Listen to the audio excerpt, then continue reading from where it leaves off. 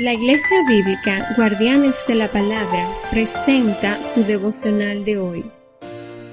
Nuestra meditación de hoy se basa en el libro de Romanos, de su capítulo 2, los versículos del 12 al 16, los cuales meditamos en el nombre del Padre, del Hijo y del Espíritu Santo.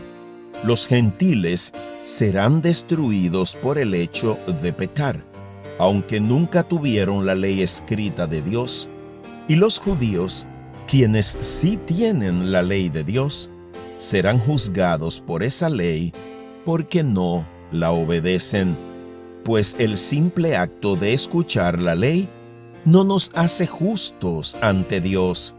Es obedecer la ley lo que nos hace justos ante sus ojos. Aún los gentiles, quienes no cuentan con la ley escrita de Dios, muestran que conocen esa ley cuando, por instinto, la obedecen, aunque nunca la hayan oído.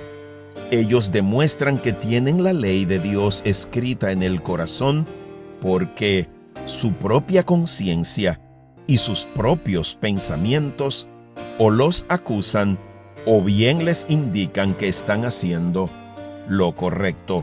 Y el mensaje que proclamo es que se acerca el día en que Dios juzgará, por medio de Cristo Jesús, la vida secreta de cada uno. Así nos ha hablado hoy nuestro amoroso Padre Celestial, y nuestro Padre en su amor eterno, en su gracia permanente, y viendo cómo vamos nosotros corrompiéndonos cada día más, resultando cada vez más desobedientes a su palabra, hoy nos invita a reflexionar en este pasaje tan importante, porque desde el jardín del Edén, el problema de nosotros como raza humana siempre ha sido la obediencia. Nos resulta tan difícil someternos a la autoridad de Dios. Nos resulta tan difícil humillarnos y aceptar su perfecta y santa voluntad como línea para nosotros seguir en nuestra vida.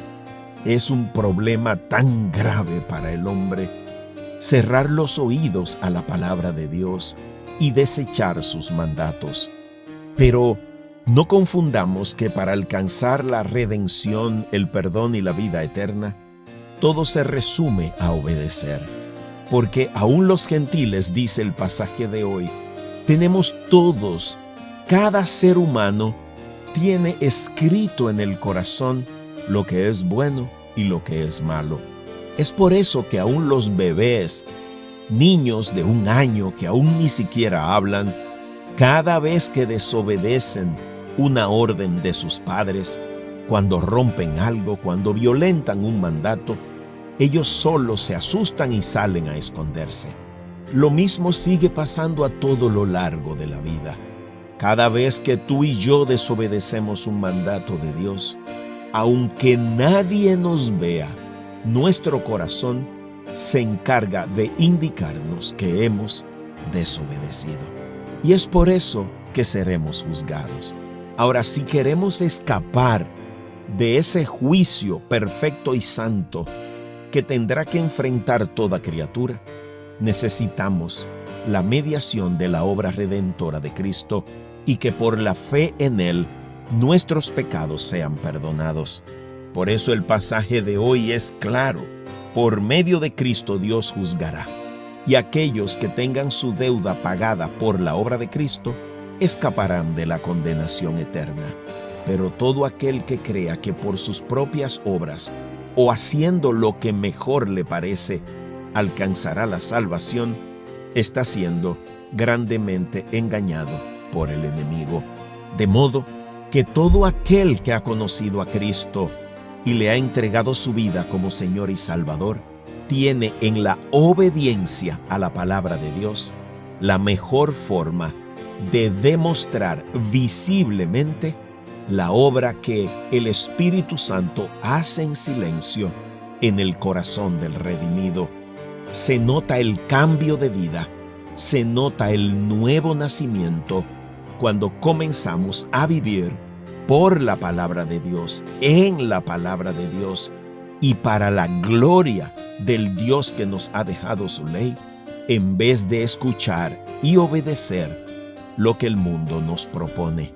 Nuestra nueva vida tiene que caracterizarse necesariamente porque somos imitadores de Cristo, quien obedeció de manera perfecta en todo la ley de Dios. De modo que no se trata de decir con la boca que somos creyentes, no se trata de decir con la boca que hemos aceptado a Jesús. Se tiene que notar esa obra transformadora de manera tangible por nuestro nivel de obediencia a la palabra de Dios.